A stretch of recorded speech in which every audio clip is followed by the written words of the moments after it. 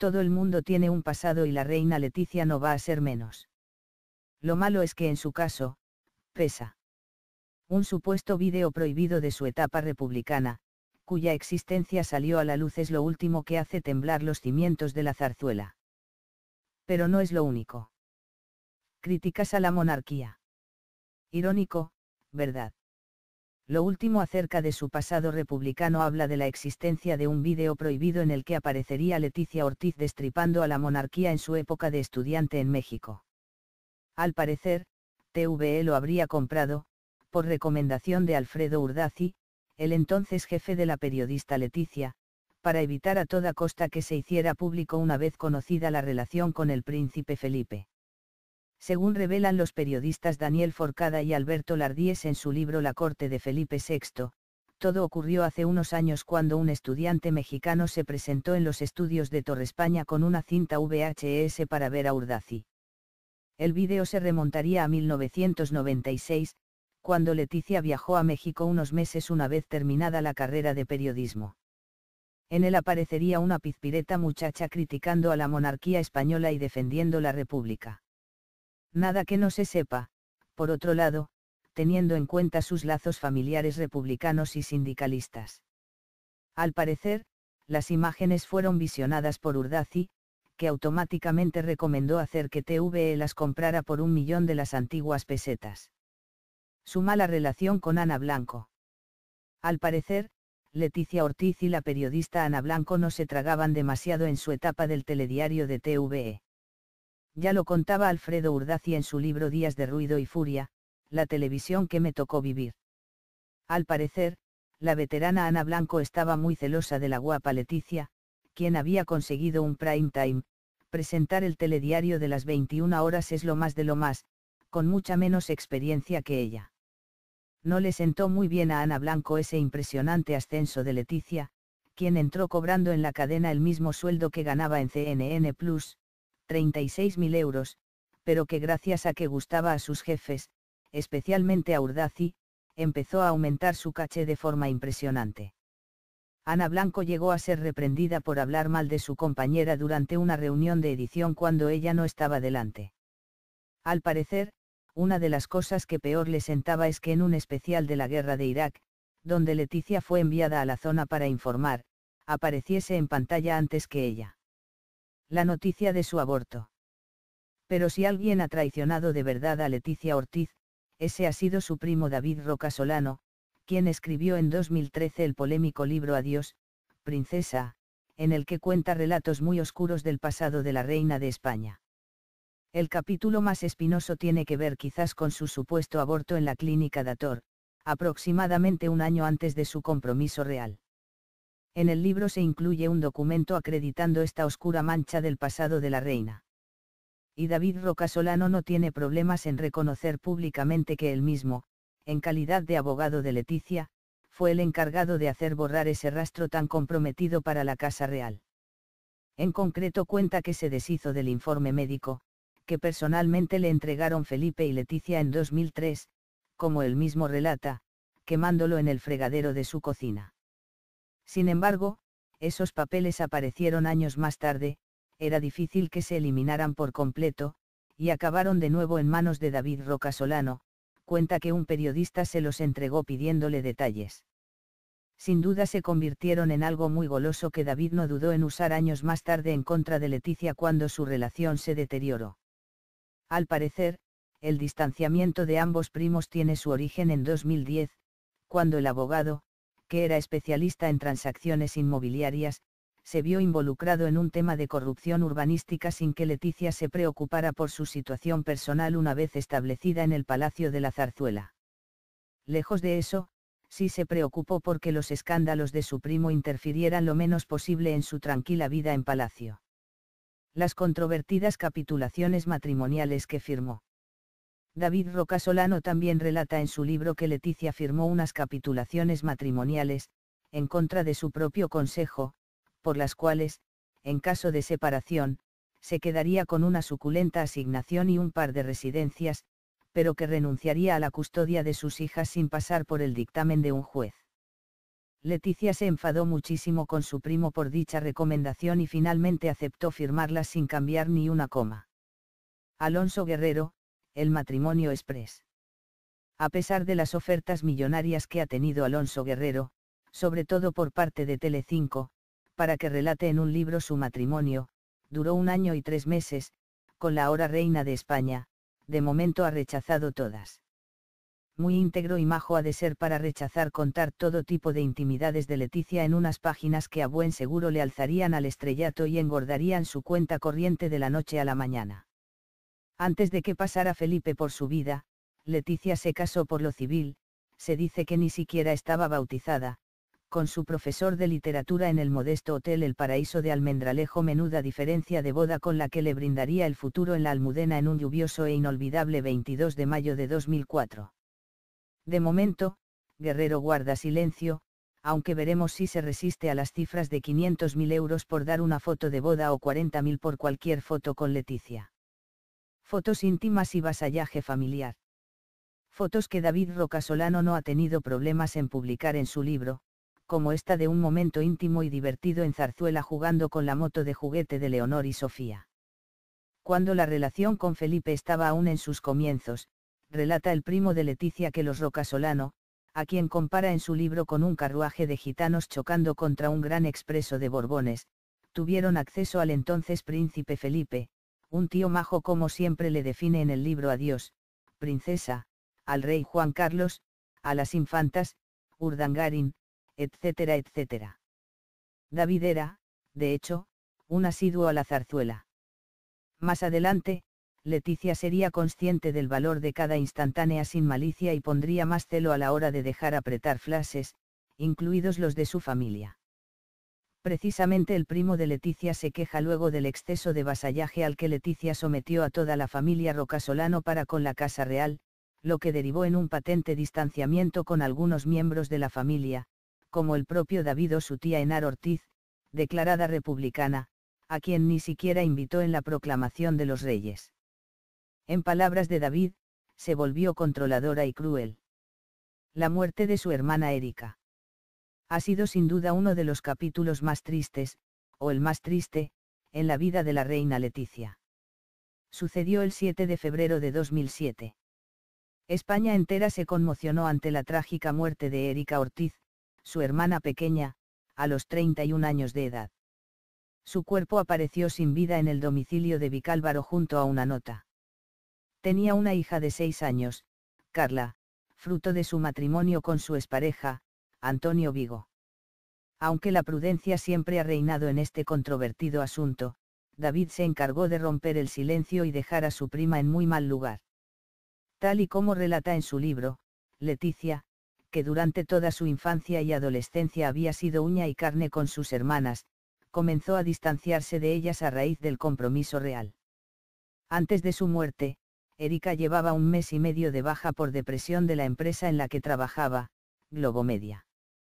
Al parecer, nunca llevó bien la presión mediática a la que los paparazzi la sometieron de la noche a la mañana. Las 3 hermanas estaban muy unidas y la ahora reina solía tener una actitud de protección con ellas, sobre todo con Erika, a quien mimaba mucho. Uno de los planes que más gustaba a las niñas era irse de viaje con su padre. Jesús Ortiz solía coger su Ford Escort o su Lada Niva y se iba a recorrer Europa con sus 3 hijas. Dormían en tiendas de campaña, comían bocadillos y regresaban a casa cuando se les terminaba el dinero. Durante estos viajes estuvieron en París, Roma, Estrasburgo o Varsovia, tal como asegura en su libro David Rocasolano. Vendiendo tabaco para ganarse la vida. El Daily Mail sacó a la luz en 2014 esta fotografía que mostraba a Leticia Ortiz vendiendo tabaco en su época de juventud en México para poder llegar a fin de mes. Con el titular La vendedora de cigarrillos que se convirtió en reina, el diario publicó estas imágenes de una joven Leticia ganándose la vida como azafata de una marca de cigarrillos. Se le ve también posando con el uniforme de la empresa mientras ofrece el tabaco al resto de estudiantes. Si hay algo que ha caracterizado a Leticia es que nunca ha ocultado su pasado plebeyo y completamente normal. Vivía en un barrio de clase media y estaba hipotecada como cualquier español de a pie. ¿Y tú qué opinas?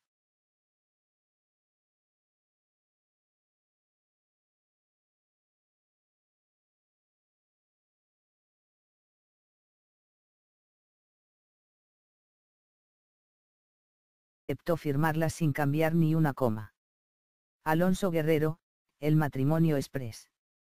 A pesar de las ofertas millonarias que ha tenido Alonso Guerrero, sobre todo por parte de Telecinco, para que relate en un libro su matrimonio, duró 1 año y 3 meses, con la ahora reina de España, de momento ha rechazado todas. Muy íntegro y majo ha de ser para rechazar contar todo tipo de intimidades de Leticia en unas páginas que a buen seguro le alzarían al estrellato y engordarían su cuenta corriente de la noche a la mañana. Antes de que pasara Felipe por su vida, Leticia se casó por lo civil, se dice que ni siquiera estaba bautizada, con su profesor de literatura en el modesto Hotel El Paraíso de Almendralejo, menuda diferencia de boda con la que le brindaría el futuro en la Almudena en un lluvioso e inolvidable 22 de mayo de 2004. De momento, Guerrero guarda silencio, aunque veremos si se resiste a las cifras de 500.000 euros por dar una foto de boda o 40.000 por cualquier foto con Leticia. Fotos íntimas y vasallaje familiar. Fotos que David Rocasolano no ha tenido problemas en publicar en su libro, como esta de un momento íntimo y divertido en Zarzuela jugando con la moto de juguete de Leonor y Sofía. Cuando la relación con Felipe estaba aún en sus comienzos, relata el primo de Leticia que los Rocasolano, a quien compara en su libro con un carruaje de gitanos chocando contra un gran expreso de Borbones, tuvieron acceso al entonces príncipe Felipe, un tío majo como siempre le define en el libro Adiós, princesa, al rey Juan Carlos, a las infantas, Urdangarín, reconocer públicamente que él mismo, en calidad de abogado de Leticia, fue el encargado de hacer borrar ese rastro tan comprometido para la Casa Real. En concreto cuenta que se deshizo del informe médico, que personalmente le entregaron Felipe y Leticia en 2003, como él mismo relata, quemándolo en el fregadero de su cocina. Sin embargo, esos papeles aparecieron años más tarde, era difícil que se eliminaran por completo, y acabaron de nuevo en manos de David Rocasolano, cuenta que un periodista se los entregó pidiéndole detalles. Sin duda se convirtieron en algo muy goloso que David no dudó en usar años más tarde en contra de Leticia cuando su relación se deterioró. Al parecer, el distanciamiento de ambos primos tiene su origen en 2010, cuando el abogado, que era especialista en transacciones inmobiliarias, se vio involucrado en un tema de corrupción urbanística sin que Leticia se preocupara por su situación personal una vez establecida en el Palacio de la Zarzuela. Lejos de eso, sí se preocupó porque los escándalos de su primo interfirieran lo menos posible en su tranquila vida en palacio. Las controvertidas capitulaciones matrimoniales que firmó. David Rocasolano también relata en su libro que Leticia firmó unas capitulaciones matrimoniales, en contra de su propio consejo, por las cuales, en caso de separación, se quedaría con una suculenta asignación y un par de residencias, pero que renunciaría a la custodia de sus hijas sin pasar por el dictamen de un juez. Leticia se enfadó muchísimo con su primo por dicha recomendación y finalmente aceptó, etcétera, etcétera. David era, de hecho, un asiduo a la zarzuela. Más adelante, Leticia sería consciente del valor de cada instantánea sin malicia y pondría más celo a la hora de dejar apretar flashes, incluidos los de su familia. Precisamente el primo de Leticia se queja luego del exceso de vasallaje al que Leticia sometió a toda la familia Rocasolano para con la Casa Real, lo que derivó en un patente distanciamiento con algunos miembros de la familia, como el propio David o su tía Henar Ortiz, declarada republicana, a quien ni siquiera invitó en la proclamación de los reyes. En palabras de David, se volvió controladora y cruel. La muerte de su hermana Erika ha sido sin duda uno de los capítulos más tristes, o el más triste, en la vida de la reina Leticia. Sucedió el 7 de febrero de 2007. España entera se conmocionó ante la trágica muerte de Erika Ortiz, su hermana pequeña, a los 31 años de edad. Su cuerpo apareció sin vida en el domicilio de Vicálvaro junto a una nota. Tenía una hija de 6 años, Carla, fruto de su matrimonio con su expareja, Antonio Vigo. Aunque la prudencia siempre ha reinado en este controvertido asunto, David se encargó de romper el silencio y dejar a su prima en muy mal lugar. Tal y como relata en su libro, Leticia, que durante toda su infancia y adolescencia había sido uña y carne con sus hermanas, comenzó a distanciarse de ellas a raíz del compromiso real. Antes de su, al parecer, Leticia Ortiz y la periodista Ana Blanco no se tragaban demasiado en su etapa del telediario de TVE. Ya lo contaba Alfredo Urdaci en su libro Días de ruido y furia, la televisión que me tocó vivir.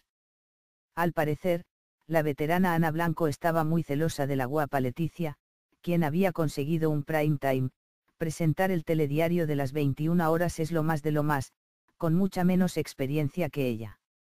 No le sentó muy bien a Ana Blanco ese impresionante ascenso de Leticia, quien entró cobrando en la cadena el mismo sueldo que ganaba en CNN Plus, 36.000 euros, pero que gracias a que gustaba a sus jefes, especialmente a Urdaci, empezó a aumentar su caché de forma impresionante.